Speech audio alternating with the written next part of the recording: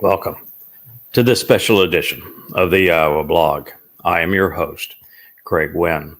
This is your co-host. This is Wookie Wynn. He is the chief in charge of security around these places. As I have shared in my series on the truth about Islam and Muhammad, Wookie, by being in charge of security, is here to warn all would-be Muslims that they ought not come for any attempt to take our lives. Wookie will intervene. Well, Wookie may be 1,000th in line to intervene, and there may be 1,000 Malak that will act first, but nonetheless, Wookie will be there. You've been warned. Actually, this is a serious program. We're in our second in a series of the presentation of Yahweh's Choter. And this is the implement that Yahweh explained through the prophet Yeshaya in the 11th chapter of Isaiah, that he was going to deploy to get his people's attention and to explain to them the path home. The Choter is actually an exceptionally important aspect of Yahweh's overall plan. So important that he is imbuing the Choter, as we learned, with the 7 spirits of Yahweh. And these spirits enable the Choter to be uniquely discerning, wise beyond words. He is a man who will make the connections to understand what the world has missed for, well, some 20 to 30 centuries. And he has been given the ability to see the entire picture, God's plan from beginning to end, and then share it with you, and to do so boldly, bluntly, courageously, empowered and strengthened by the very Spirit. A very dangerous time. You already know that Muslims are out to annihilate you and to remove Israel from the face of the earth. You know that it is open hunting season on Jews worldwide. You know there is more anti-Semitism and rage against God's people in the world today than at any time in all of human history. And you know that the world is on the precipice of erupting into world war, and that things are going to get much worse. What you probably don't know is that you're only 14 months from beginning of the most troubling time in the history of God's people. It's called the Sar of Jacob, the time of Jacob's troubles. And this period is going to be so horrific, the prophet Yoel says that there is nothing in all of human history to compare to it.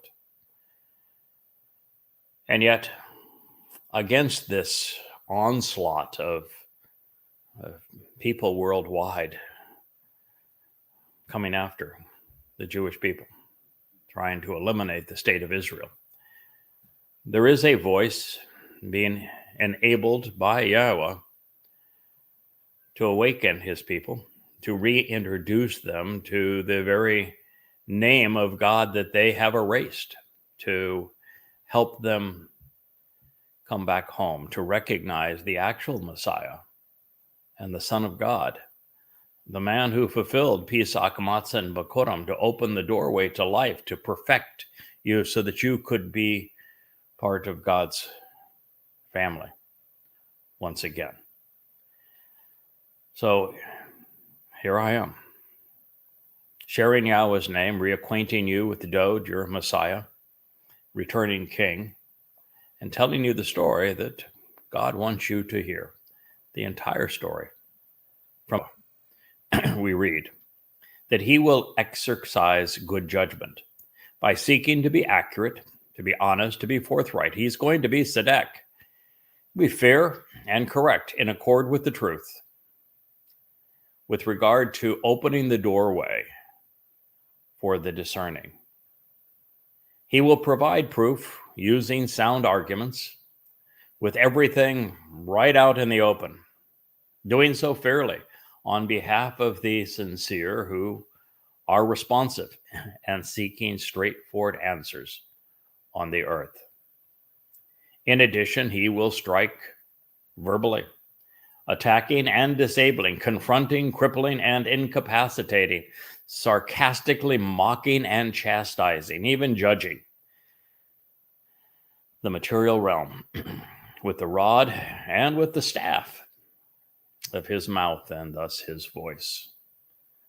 And with the spirit of his lips and resulting language, he will devastate the wicked and those who are wrong. Yeshaya, Isaiah 11:4. There is so much to this statement that I thought we would review it before we press on. The thing that distinguishes, well, there's many things that distinguish, but one of the things that distinguish the Choter from all others, this implement that God has chosen and equipped, is that he is a return to the Shaphat. The last time a Shaphat influenced God's people, they rejected him. His name was Shamuel. You might know him as Samuel. He was the judge who the people of Israel said, "We don't want to listen to you anymore. We want a king to be ruled over like the other Gentile nations." Samuel was so distraught over that he went to Yahweh and he cried. He said, I have disappointed you, and I have failed, and people, they have rejected me. And Yahweh immediately, Samuel, they didn't reject you. They rejected me. And this has really been the state of affairs between the time of Samuel, that means he listens to God, and the time now of Yahweh's Choter being the first Shaphat in 3,000 years. I think, Israel, you know the consequence of having chosen to reject Yahweh and not listen to the last Shaphat, Samuel, the last judge. The Assyrians had their way with you, as did the Babylonians, then the Macedonians, and the Imperial Romans, and then the Roman Catholics, then the Ottoman Turks, Muslims, and then the Holy Roman Empire, the Nazis, Muslims again, and now progressives. It's been a rough go. I think if I were you, I would choose a different response to this Shaphat. Now, this also means that as a Shaphat, the Choter is a judge. Like it or not, Israel, God has assigned me in this role, and don't make a mistake in this. There is no one else who has identified the Choter, has written about the Choter, has made any attempt to explain who the Choter is or who qualifies for this role other than myself. And this says that I will be a judge. And as a judge, that means I get to determine, I'm tasked with the responsibility of adjudicating these matters and resolving disputes by either writing a sentence against, declaring a verdict against those who have been guilty of misleading and abusing God's people, which means they'll be dispatched to Sheol, or exonerating them. So this is a very serious declaration that God's making here. He's calling his Choter a judge, a Shaphat. by seeking to be accurate, honest, and forthright. Sadak is one of the most important words and one of the most misunderstood words in all of the Hebrew language.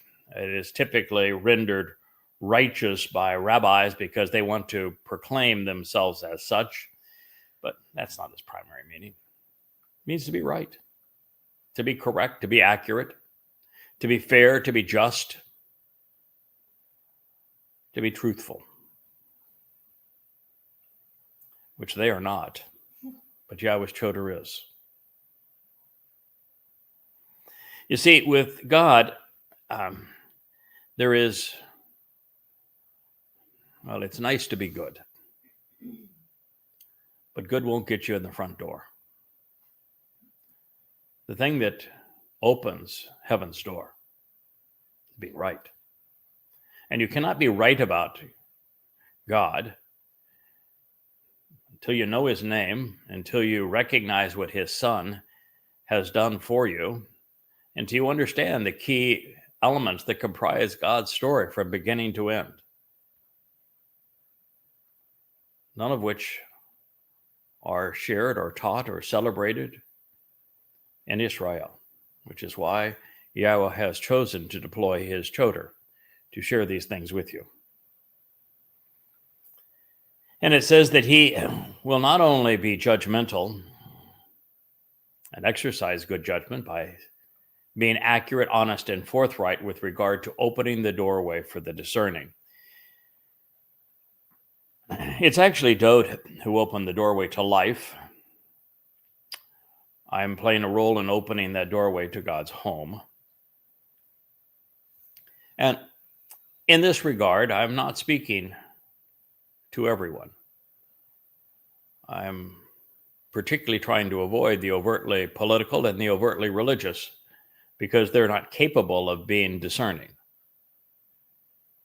So I'm speaking to those of you who have stopped being pretentious, who are genuinely open and receptive to the truth, and who want to know God again, like to be part of his family. And the doorway that is being opened here, that is described, this is written by Yeshaya, Isaiah, is near and dear to him, because when, after being a prophet for a considerable time, Yeshaya was invited into Shamaim to meet with Yahweh there. And when he was there, Yahweh opened the door behind him. And Yeshaya, I'm sure, thought that with his wonderful relationship and all that he had shared regarding Yahweh, that there would be hundreds of thousands of Israelites standing outside, joyous about that door being open and coming into heaven. But you know how many there were actually there? 0. Not one. And just as Shamuel had lamented that the people had rejected him, Yeshaya became quite emotional. And he thought that it was because he had failed. And Yahweh reassured him, no. Not only haven't you failed, Yeshaya, I'm going to take you to the future. And you're going to witness how your words, what you have shared about the Choter, what you have written about the restoration of my people, is eventually going to resonate with them. And at just the right moment, in the nick of time, because you will have written, Yeshaya, the textbook on proper chotering and how to respond to the Choter. And so Yeshaya has seen that door opened again. And he has seen the results of what we have done together. And it says he's going to provide proof using sound arguments. It is the essence of the books, these books that you can see behind me, 36 that I have written. I posted today on X that I may not have written the most books of any man, but I have written the most important for man. And it is those books that provide sound arguments, that use dialogue and critical thinking, presenting everything out in the open and doing so fairly. I actually invented a different way to present the text of the Torah, prophets, and Psalms. It's called an amplified translation.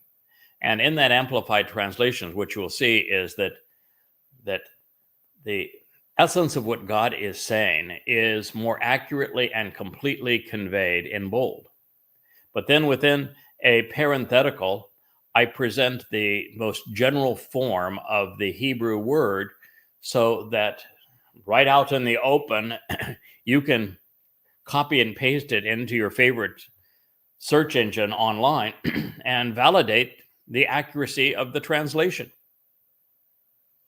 And then within that parenthetical, I amplify it further.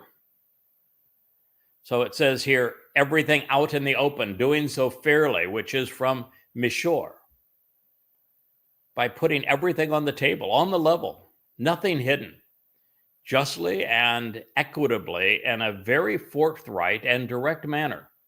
And then I will even explain the basis of the word if it has a root. And in this case, Mishor is from me, which means to ponder the implications of, and yashar, of being right, approved, and candid.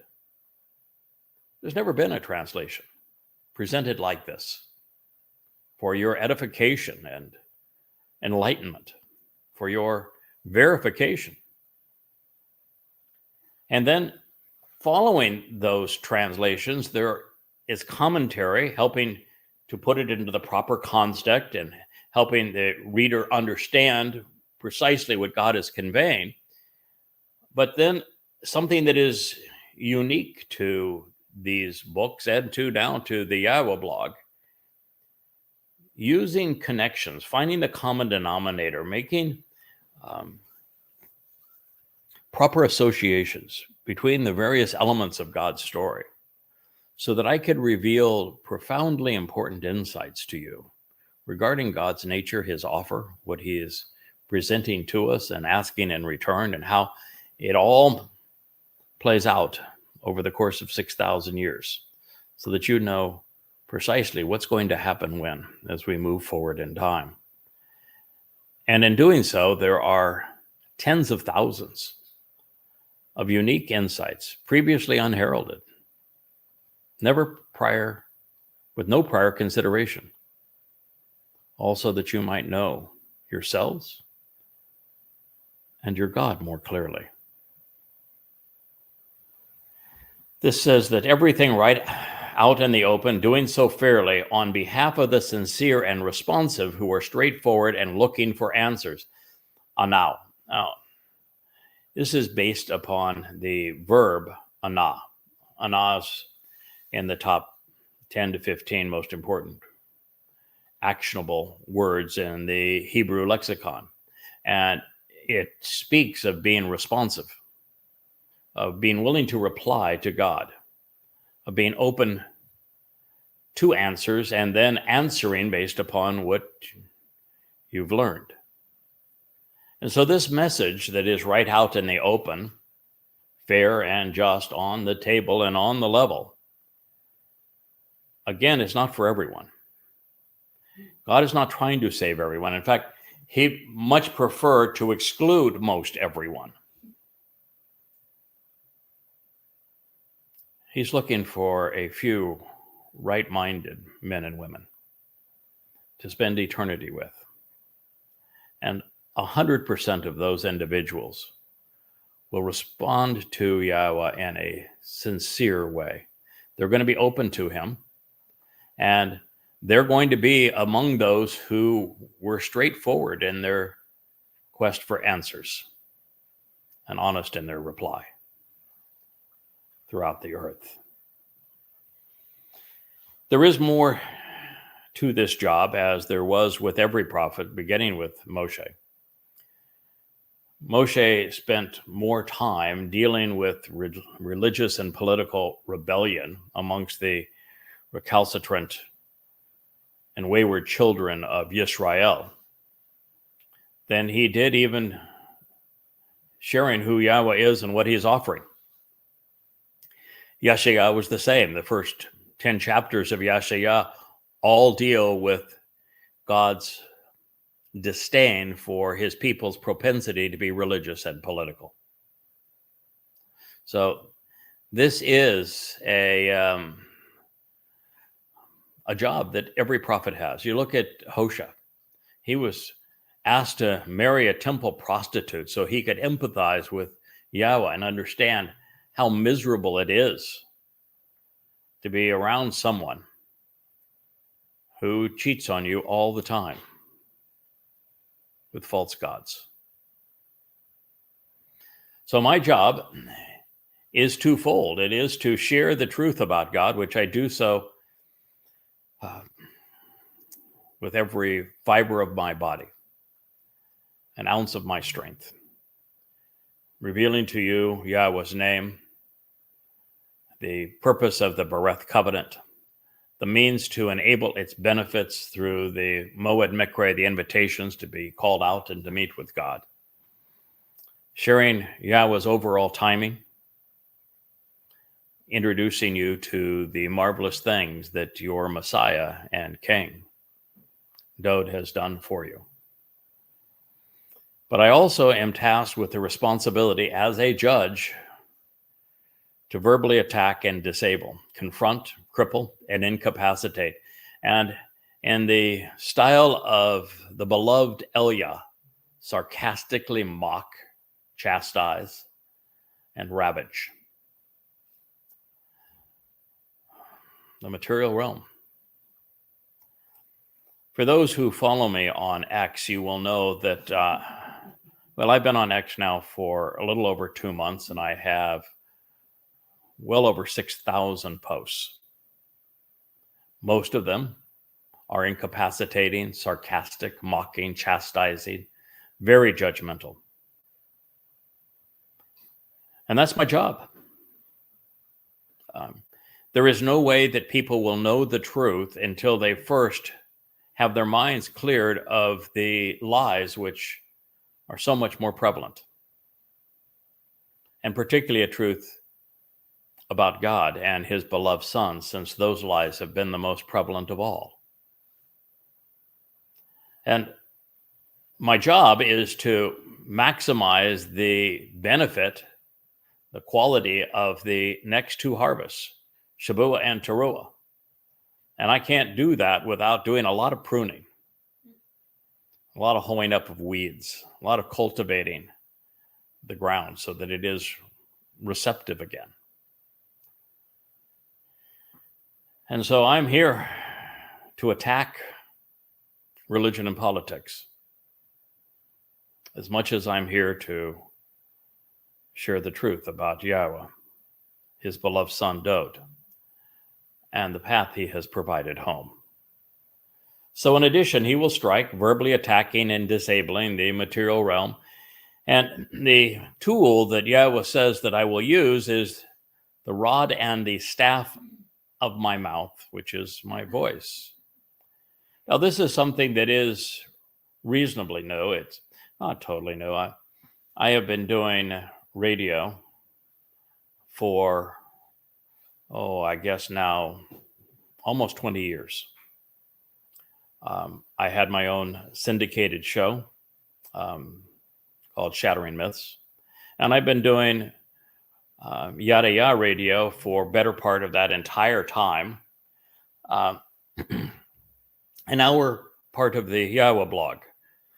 So my voice has been shared both as a rod and a staff, a rod to beat the senselessness out of so many people. In fact, on Shattering Myths, the purpose of the show was to expose the myths associated with religion and politics and militancy, while also sharing the means to become part of God's flock, the staff. But something changed profoundly in mid-December when Yahweh intervened in the midst of our work together and sort of cleaned house. We had a complete changing of the team that would support this work. God said, out with the old and with the new. We have a lot to accomplish, and I need the right people in the right positions. And he did a complete change. And in that meeting with me, I said, I know you like writing books. I like the written word too. We both have a love affair with the written word and the way that it endures and all that you can logically present and share through writing. But we've written enough together. You've written 36 books. The 37th isn't going to make much of a difference. But what will make a difference is if you start using the rod and the staff of your mouth. I want you to start talking to my people. And I want you to look them in the eye. I want you to do this on camera, all as live streams. We're going to start what Yahweh referred to as the Yahweh blog, under the symbol of that menorah, of that lamp that is over my left shoulder. And we did. I think we have well over 150 hours now of live stream programming, all to call Israel back to Yahweh. So they're ready for the family reunion with your Messiah and King, the Son of God, Dode. So the new implement is the rod and the staff of his mouth. And it goes on to say, and with the spirit of his lips. Now, spirit is not thrown in here casually. Yahweh has already told us that as it relates to the Choter, he is empowered with the 7 spirits of Yahweh. And so it is the spirit of Yahweh that is going to use the Choter and speak through him, just as Yahweh spoke through Moshe. With Moshe, he said it was mouth to mouth, from God's mouth through Moshe's mouth. Yahweh was saying something very similar here. His spirit is going to speak through the lips of his Choter.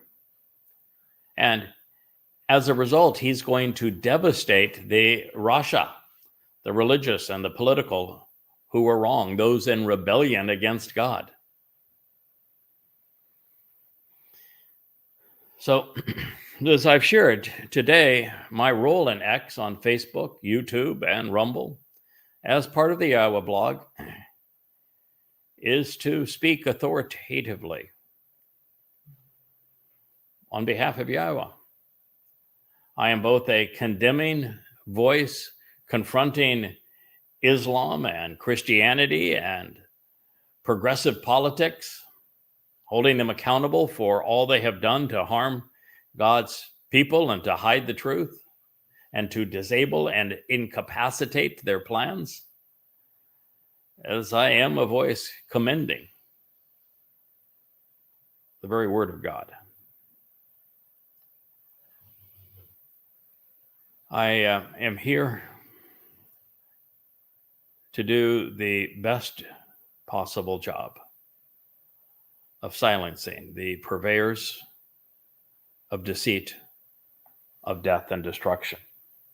And this is really a job that is ordained by God, not on my behalf. It's my position with God, and in the covenant, I'm immortal. World war is not going to have any effect on me. The attack on God's people will make me sad, but it cannot influence my life. I do it because Yahweh wants a wonderful homecoming.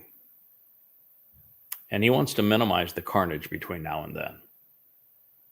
So it's my job to try to do all that I can to mitigate those who were calling for world war, and for those who are trying to eradicate Israel and perpetrate genocide on Jews. The inclusion in this, as we talked previously of Shabbat, the rod and the staff of his pay mouth, definitely affirms what Yeshaya had to say about the Choter in the conclusion of the 10th chapter.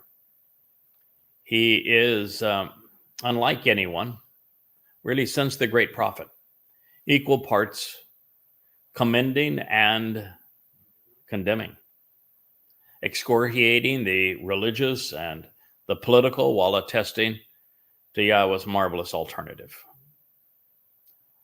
I am both rod and staff, to purge and to punish the wrongdoing and to be productive and fruitful. So right from the beginning, some 20 plus years ago, I came to realize that what matters with God is being tzedak, right. This search for truth would take place in the mind, not in the heart. Is one of the lessons that I shared again painfully with Israel again this morning, as Israel is considering another horrific deal with the devil, as they trade many thousands of convicted murderers and terrorists for a few remaining hostages who are alive and bodies of those who are dead. That what they have done is they have chosen from the heart over the head. And by making these concessions and negotiating with the Muslims who want to annihilate them, what they have assured is that by saving a few lives, they not only put millions in jeopardy, they assure that tens of thousands will die. It is not a trade that one can make. And I know it is incredibly sad after 1,200 precious Israeli lives were snuffed out, many raped, many tortured, and savagely murdered, some burned alive, some mutilated before they would die. That it's hard to live with oneself knowing there were another 250 captives under Islamic control by tormenting Muslim malcontents in Gaza, and not want to trade to release them. But the head should have known that by doing so, thousands will die for every one that you spared. It reminds me a little bit about what happened in World War II in the Pacific. The Japanese bombed Pearl Harbor, a military target, and which one was completely asleep. And they killed, I think it was 2,300 Americans on that day. And they would then avenge their death by sacrificing over 300,000.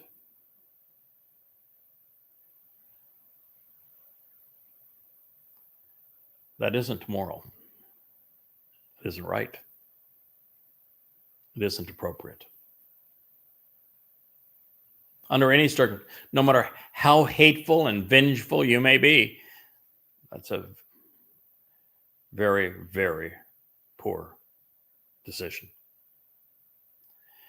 And you can't be guided. And when you're fighting for your very existence, you can't allow yourselves to be manipulated this way.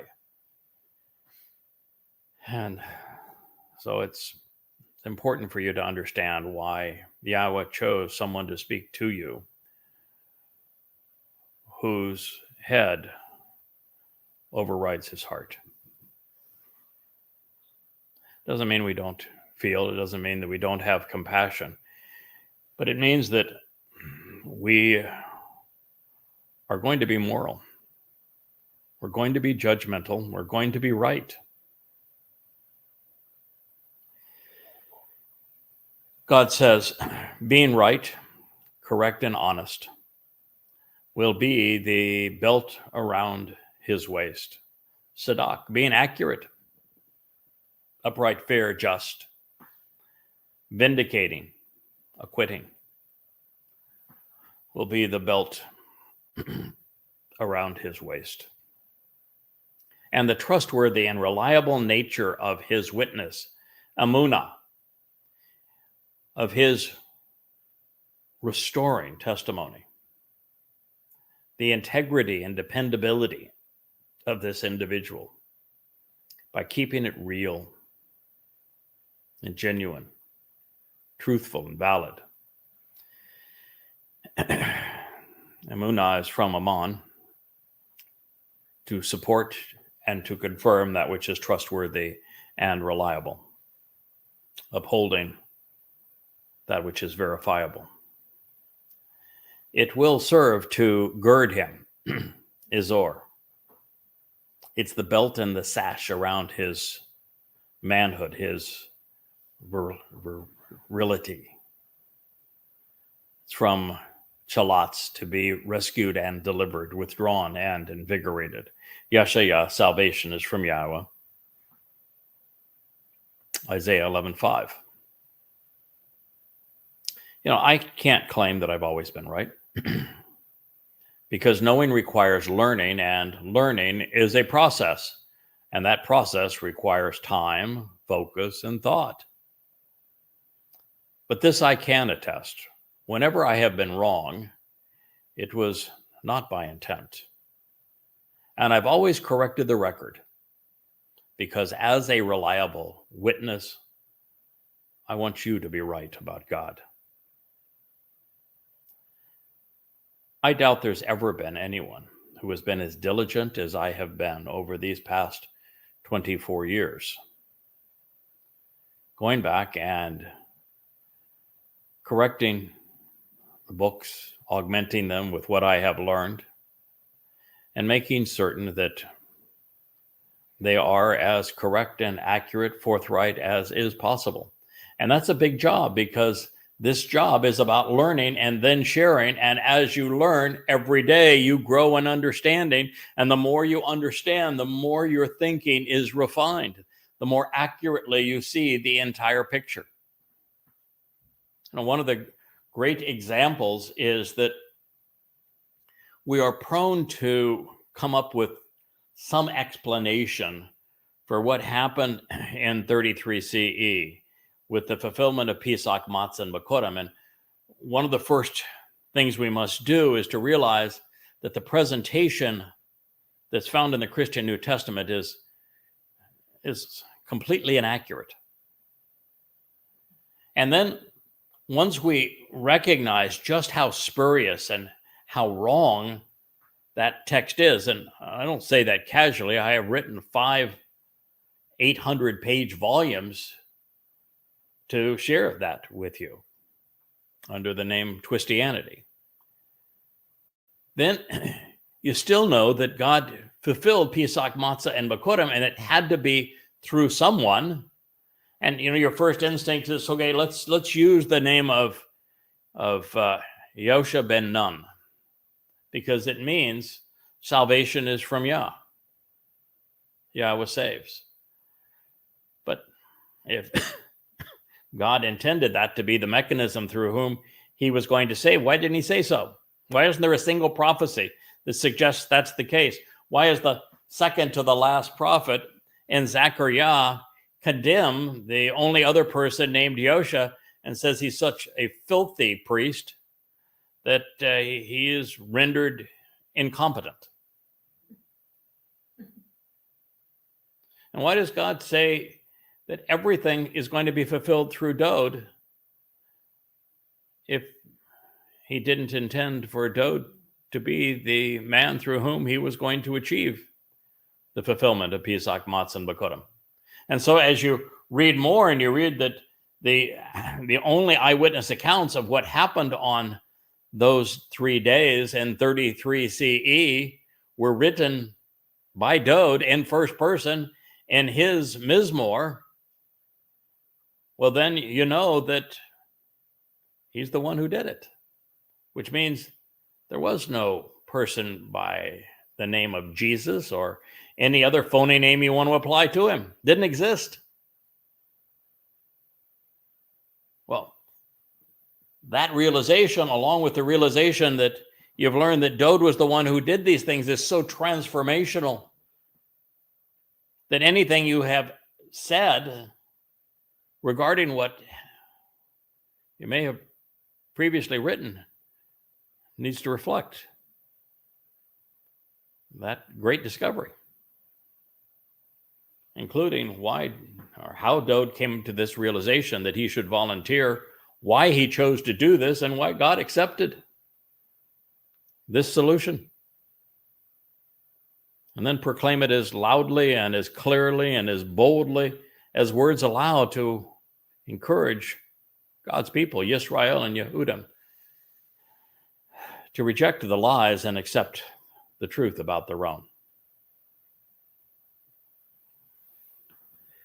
Now, as we progress, this next section is one that I turn to, and I have completely redone my translations of this whole section because I wanted to be as accurate as possible and have them reflect all I have learned along the way. And so I went back in and said, okay, I'm going to invest the time to get this next section right, because there has to be a message in the words that follow as they speak of a variety of different animals that is symbolic of the work of the Choter and those that either he is impugning with the rod or that he is revealing through the staff. And I want to share with you that result. So I think now, in fact, I know now that the animals in the list which follows in Yeshaya, Isaiah 11 are symbolically important. They convey concepts which help us understand the players and their affinities as we enter the last days. For example, the Zeeb wolf is representative of Christianity and the trouble it has caused to Jews while leading the world away from the realization that Dode is the Kabesh, the lamb who fulfilled Passover. As we move forward, the Nemer is the most challenging of these terms. It is a black panther and a camouflage leopard. It, however, is most closely aligned linguistically with the Nimrod. And Nimrod was the representation of what became Osiris and Dionysus, and Bacchus, Tammuz in the Babylonian religion, and later the myth of the Jesus Christ character. He is the one who was killed and resurrected at this time of year. He and his wife claimed to be the mother of God and the queen of heaven when she claimed that the sun impregnated her during the vernal equinox on an Easter Sunday, and commemorating Ishtar, such that 9 months later on the winter solstice, December 25th, she could give birth to the son of the sun. And so Nemer speaks of God and of the Babylonian effect of Christianity on Christianity and Judaism and Islam with their commingling of truth and lies, religion and politics. This takes us to the Gadi, which would be the next animal. This goat represents Elia. the prophet famous for his sparkling oratory against religion and politics, and especially his opposition to the Lord of Babylon and the Mother of God myths also emerging from Babel. As we read further, it is the Choter who is the Egel. He is the bull who, as the Adam of Parah, is leading the children of Israel back into the garden where it all began. He and the Kafir, the lion, denoting Dode, are therefore the two men who were raised and prepared to be sacrificed to resolve Israel's rebellious and recalcitrant behavior. As we progress, the Ne'ar Katon, which is properly translated as the younger servant, who is readily determined and known as a slightly less acclaimed man. Well, he's the Choter again. This time in his role of the lesser luminary or moon, reflecting the greater luminary's light, with Dode representing the sun. While the Bashar bodies of both men are sacrificed to fulfill Pesach and Teruah, the lesser known and younger of these two serves as the king's Bashar, herald. While I may be the same age as Dode when he passed away in his first life this year, still, I am a scant 3,000 years younger than my king, so this would serve as the younger of the two. So now that you know the players with this introduction, let me read to you the text. Then the Zeeb, the wolf, the predatory mammal representing the most infamous Benjamite, Paul, the wolf in sheep's clothing responsible for Christianity, will be an alien, stirring up trouble and strife for a while with his quarrelsome and insidious plans, a gur.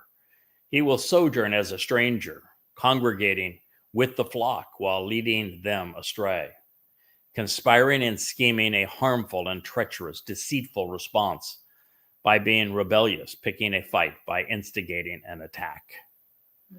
Called perfect, doing so for a finite period of time. All against the Kabes lamb, an opposition to the dominant ram, which is used in the Torah in conjunction with the Passover lamb. And thus, his quarrel will be with Dode, David. And so it was. Christianity is nothing but a crude counterfeit of Dode. He was robbed of his accolades and his achievements. And the Namur, the black panther and camouflage leopard, symbolic of Nimrod and Babylon, will stretch out against the Gadi goat, representing Elia. Then the Egel bull, the ox from Agal, to come full circle, symbolic of the Adamah Parah, who is a goy leading Yisrael back to the garden, and the Kafir, the lion, which is used as a metaphor for Yahudah and for Dode.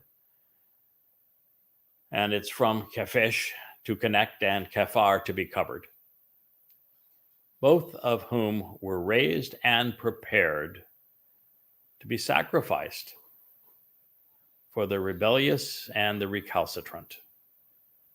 While merry, they were weaned and prepared for the resistant and embittered, such that they will be together at the same time. And we will. And so Ne'ar Kanton, this younger servant who is easily determined and readily known as a slightly less acclaimed man, the attendant of a bit who is a bit lower in the social status, but can be known on behalf of the scattered sheep, will motivate, lead, and guide them. He will direct and influence them, being influential among them as he attempts to direct their voluntary movements in the right direction. Yashayah, deliverances from Yah, 11:6. A marvelous story when you understand what each of these animals represents and how they were connected by the verbs that Yahweh inspired through Yashayah. So as Yashayah will remind us in his 17th chapter, as the final Zeroah, the Choter is going to serve as the Parah, the fruitful and productive bovine, on the day of the herald and on behalf of the adulterous woman that is Yisrael, so that she can not only be betrothed to her returning Messiah and King, but also become productive again. Both will serve as the ultimate Ra'ah. Well, they're going to serve our shepherd, Dod. So with the harvest secure, the Aryeh, the lion of Yahudah, the beloved of Yah, along with the Bakar, which is the insightful and considerate bull of Yom Teruah, symbolically consumed the chaff, being blown away by the Ruach spirit of Yahweh at this time. The chaff represents those who will not be entering the millennial kingdom. So Yashayah, inspired by Yahweh, proclaims the Parah, this fruitful and productive bull, this abundantly prolific and industrious heifer who enriches and empowers. And the Dob bear was presented throughout the Torah and prophets as the most fiercely protective of her cubs, a motherly omnivore from Dob, to be strengthened and become powerful, to capitalize on all life has to offer, will choose to be shepherded. Her will be led to nourishing pastures and flowing waters, choosing to be protected and to be guided. Together, their youth and the children they bear will lie down and dwell. The Ariah lion as Yahudah, like the Bakar, insightful and considerate bull, the caring and observant sacrificial bovine, shall consume the chaff, the dry and brittle stalks and husks of the grain comprising stubble. This is Yashayah. Liberty is from Yah, Isaiah 7. A yonek, a shoot and sucker, is so similar to Choter, a shoot and sucker. It would, of course, be unwise to render it any other way than as stated. This is particularly true when we consider that the Choter is Satan's nemesis. Yahweh equips him with his 7 spirits to deploy him in spiritual warfare against the adversary. He is the one who will have earned the right to celebrate over the Pethen, the servant's vacated den. It is the Gamal, the bountifully rewarded one, bestowing recompense, who will have acted to thwart Satan's agenda, stretching out his hand as Yada against the Siphone, the venomous viper, this toxic serpent who is the principal antagonist of God's people. Further, the Choter as the Adama Para, this bloodied red man of the earth who is productive and is a fruitful bull, will provide recompense on Yom Teruah, the day of the herald, on behalf of Yehudim and Yisrael. And just as the definition of Choter reveals, he is the one who will deal out whatever reward or punishment is actually deserved at that time. So with that introduction, let's consider the next statement, shall we? It reads, the yonek, the shoot and sucker, or perhaps a nursing infant. The branch which provides new life, a suckling child at the earliest stages of life. It is masculine singular.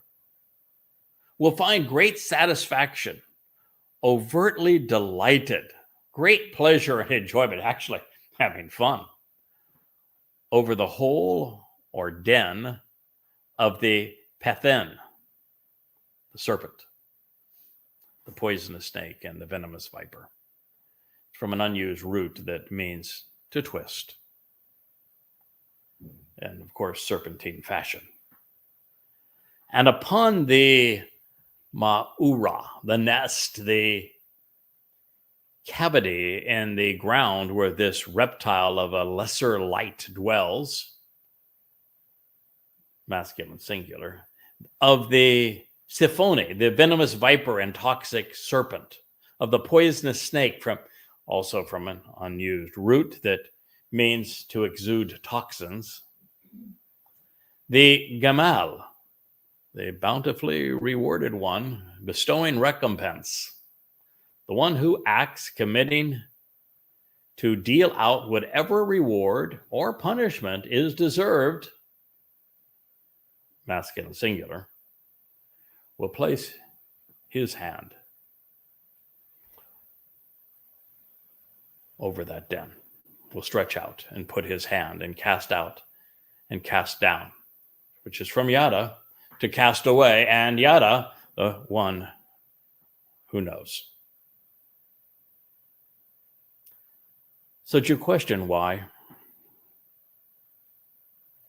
Yahweh, through Yashaya, would reveal this regarding the Choter, that he is going to actually mock Satan, that he's going to be stretched out and extended as a tool to silence this deadly viper, the one that slithered out of the garden, the one who's become the god of religion, the one who is menacing Israel today through Muslims known as Allah. Should you wonder why Yahweh would reveal that his Choter would have this responsibility and would act this way, to be the one who, rather than cowering from Satan or denying Satan, would take him on head on? Mano a demono. Okay, that's not what's written there, but my paraphrase. Well, the answer is actually quite profound. Prior to God inspiring and equipping the Choter in this way, there wasn't a single Yehud, not one on the planet, who respected Yahweh's name, who recognized his son's achievements, who acknowledged the conditions of the covenant, who capitalized upon the purpose of the invitations to the restoring meanings, or knew where they were in the timeline and when the final events would play out. Every Jew, without exception, was estranged from God. And since this had been the case for 3,000 years, there was no possibility that it was going to magically change in the last 30 years. Yahweh needed a solution to get his people's attention. And as a result, he chose the Choter, equipped him to be a rod and a staff, a tool to bludgeon this venomous snake and his fellow demons, and as a sucker to promote new growth in the fallen stump that was Yisrael. Without what the seven spirits of Yahweh have achieved through him, well, quite frankly, there would have been no upcoming Shabuah harvest, no Teruah gleaning, no Kippurim homecoming, no Sukkah return to the garden. The promises God had made would go unfulfilled, and there would be no reason to return to the earth because there would be no covenant family or even a remnant of Yisrael. Satan, under those circumstances, would have prevailed. It is what he claims for himself in the book that he authored, Ezekiel. And should that sound melodramatic to you, I would encourage you to offer a different solution to the one that Yahweh proposed. I would even invite you to replicate what we have achieved together in exposing Satan's role in Judaism, Christianity, and Islam in the 13 volumes that I have written against those religions, or the 20 some odd that I have written to affirm Yahweh's role in the Torah, in the Bereth, in the Mikra, and with Yisrael. You think you have a better answer? Have at it. This is God's. While Jerusalem has been a den of iniquity since the conclusion of Dod's first of three lives, our Heavenly Father, frankly, he cannot allow Satan to continue to corrupt his home. Earth will become serpent-free during the 1,000 years of Sukkah. The absence of religion and politics, however, is only half of the equation, because for there to be abundant life, there must also be a restoration of that which is good and wholesome and true. And if we know this, so does God. And so Yahweh tells us that as a result of this work that he will achieve through his Choter, by essentially eliminating the toxicity of the adversary, we read the following comment. They will not be allowed to continue to perpetrate evil. And so they will not continue to mar, blemish, or corrupt anything on my set-apart mountain. Because the land shall be full of information which can be known about Yahweh, just as the waters cover the sea. Isaiah 11:9. I'm going to share some insights on this, and it'll be the conclusion of this episode 2 of our presentation on the Choter. As we come full circle and return back to Eden, with the return of Yahweh and Dod on Yom Kippurim, the thing that will not be allowed thereafter is going to be religion and politics. Evil will be expunged from the earth, just as it was in Eden. And so they will not be able to mar, to blemish, or corrupt anything associated with Yahweh's set-apart mountain. And that means that I have absolute proof that the revelation that I was given from Yahweh, where God shared with me something that was really quite personal. He says, you're reading now in Yeshaya 17 with my last translation of it, the realization that as the Parah, this bloody red man of the earth who is fruitful, the Adamah Parah, as we read it in Numbers 19, that on Teruah, you are going to be the sacrifice for my people. And so based on that, I think God speaking to me, I think it's appropriate that I share with you how this is going to transpire. And he showed me the scene in my head. I've seen it all very clearly now.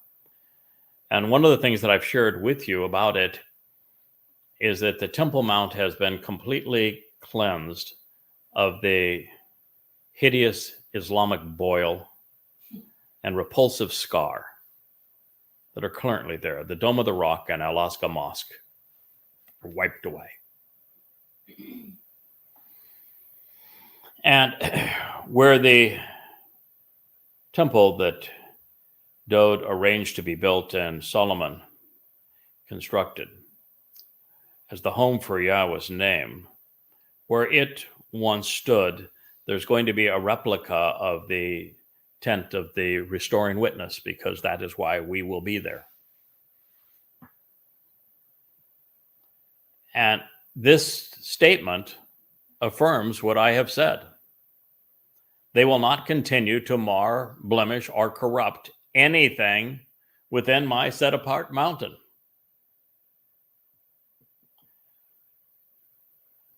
One of the other insights that I had from Yahweh, which he has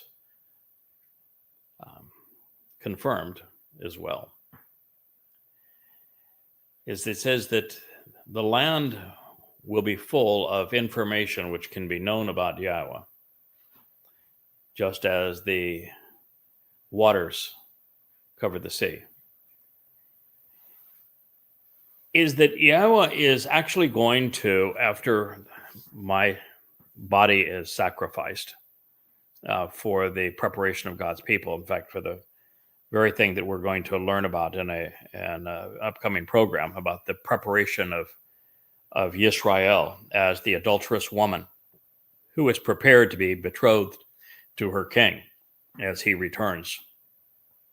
That my sacrifice, once my body is put on its funeral pyre, and has Elia orchestrating the scene as he did 40 Yobel, and I guess it would be 80 Yobel.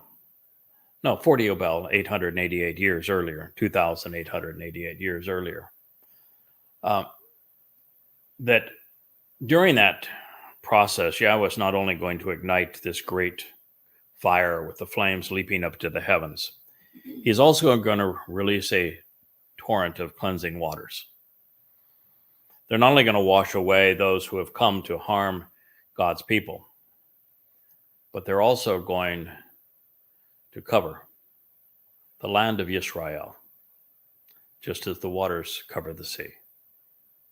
And so emerging from the Temple Mount will be copious amounts of cleansing waters underneath the funeral pyre of the Adamah Parah.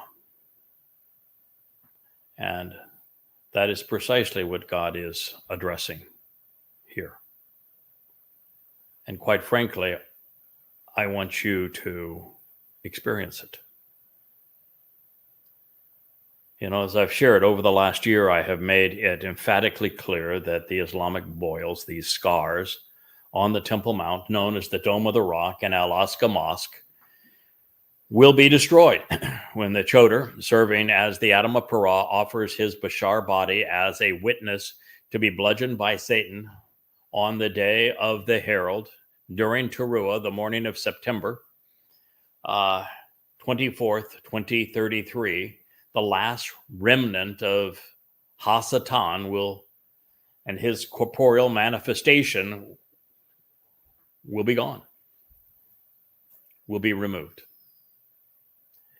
And this blow against me will seal Hasatan's fate, because it will restore the mortal remnant of Yisrael while dispatching the immortal spirit of the adversary to Sheol. And from this moment forward, the earth will be a place where Yahweh is known and he is loved. And this is the mission of the Choter. One God will pursue through him to prevail. So I thank you for listening to this episode of the Yahweh blog, brought to you by Wookie and Yada, and produced by the lovely Leah, as we thank you for inviting us into your homes and into your lives. Thank you again for listening.